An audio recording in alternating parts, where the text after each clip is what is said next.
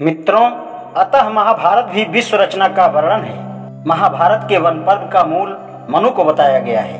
वैवस्वत मनु के पुत्र मनु प्रजापति के समान तेजस्वी ऋषि थे। उन्होंने जल के बीच एक पांव पर खड़े होकर ऊपर हाथ उठाकर निर्निमेष होकर निरंतर 10,000 वर्ष तक विस्तीर्ण बद्री में पूर्वजों से भी कठोर तप किया। वसंत तार और केश प्रभाहीन हो गए। चिरड़ी नदी के तट पर एक मछली उनके निकट आई और बोली, हे प्रभु, मैं निरीह भयाक्रांत मीन हूँ, बड़ी मछलियों से मेरी रक्षा करो, क्योंकि बड़े मत्स्य छोटी मछलियों को निगल जाते हैं। मेरी त्राण करें, मैं आपको इसका प्रतिफल दूंगी। दयाद्र मनु ने मछली को जल से निकालकर एक पात्र में रख लिया। आकार बढ़ने पर उसे पोखर में रखा।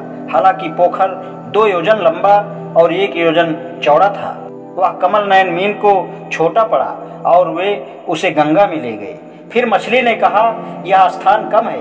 मनु उसे सागर के जल में छोड़ने गए। समुद्र के जल का स्पर्श होते ही मत्स्य ने मानव की भाषा में मनु से कहा, आपने मेरी हर तरह से रक्षा की, अतः मैं आपको बताना चाहती हूँ कि सभी सृष्टि पर संकट छा रहा है। निकट भविष्य में सभी चराचर जीव पदार्थों का अस्त होने वाला है।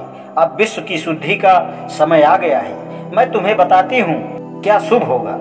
आप जल्दी एक मजबूत नाव बनाकर सप्त ऋषियों के साथ सभी प्रकार के जीवों के बीज लेकर सागर तट पर आकर मेरी प्रतीक्षा करें। आप मुझको मेरी सींग से पहचान लेंगे। मैं आपका अभिवादन करूंगी। आइए और जल्दी कीजिए। इतना कहकर मत्स्य जल में विलीन हो गई। मनु लौटे और जल्दी ही एक मजबूत जलपोत में सप्त ऋषियों और सभी पदार्थों के बीज के साथ सागर के किनारे जा पहुंचे। मत्स्य उनकी प्रतीक्षा कर रहा था। मनु ने जल्दीता के साथ जलपोत की रस्सी मत्स्य के सींग में बांध दी। मत्स्य तीव्र गति से गरजती उमड़ती समुद्र की लहरों पर नाव को खींचता चला। समुद्र के अलोड़न बिलोड़न में मदमस्त नारी की तरह नाव बहती गई। धरती लुप्त हो गई थी। वायु और आकाश के अलावा सर्वत्र जल ही जल था और उस जल में सप्त ऋषियों सहित मनु और मत्स्य थे। अनेक वर्षों के अथक कोशिश से मत्स्य उनको हिमवत पर्वत की उच्चतम चोटी तक ले आया और स्मित मुस्कान के साथ ऋषियों से नाव को पर्वत के नौबंधन शिखर से बांधने को कहा। नाव के रुकने पर मित्र मत्स्य ने ऋषियों को संबोधित करते हुए कहा, मैं ब्रह्मा प्रजापति ब्रह्म हूँ, तुम्हें जल से उबार लाया हूँ। अब मनु सभी जीवों, पदार्थों, देवजनों, असुरों, मानवों और चर अचर पदार्थों की रचना करेंगे। यह कहकर मत्स्य अंतर्ध्यान हो गया।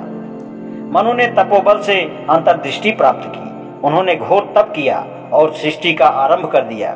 महाभारत के आदि पर्व में सृजन कथा एकदम ही अलग है। वैशंपायन ने कहा, मैं खुद प्रजापति द्वारा देवताओं और अन्य जीव पदार्थों के सृजन और विनाश की कथा सुनाता हूँ। ब्रह्मा के मारीच, अत्रि, अंगिरस, पुलह और कृत 6 पुत्र हुए। मरीच के पुत्र कश्यप से सभी जीव पैदा हुए। दक्ष प्रजापति की आदिति, दिति, दनकला, दनयु, सिमुक, क्रोध, प्रथा, विश्वा, विनता, कपिला, मुनि और कुद्र 13 श्रेष्ठ कन्याएं थी। इनके असंख्य योद्धा और शक्तिशाली पौत्र हुए। ब्रह्मा के सीधे हाथ के अंगूठे से महर्षि दक्ष और बाएं अंगूठे से उनकी पत्नी पैदा हुई। महर्षि की पत्नी से 50 कन्या रत्न प्राप्त हुए। महर्षि दक्ष ने इनमें से 10 धर्म को, 27 इंद्र, सोम को और दैवीय परंपरा के अनुसार 13 कश्यप को दे दी। आज इतना ही, शेष कल। धन्यवाद।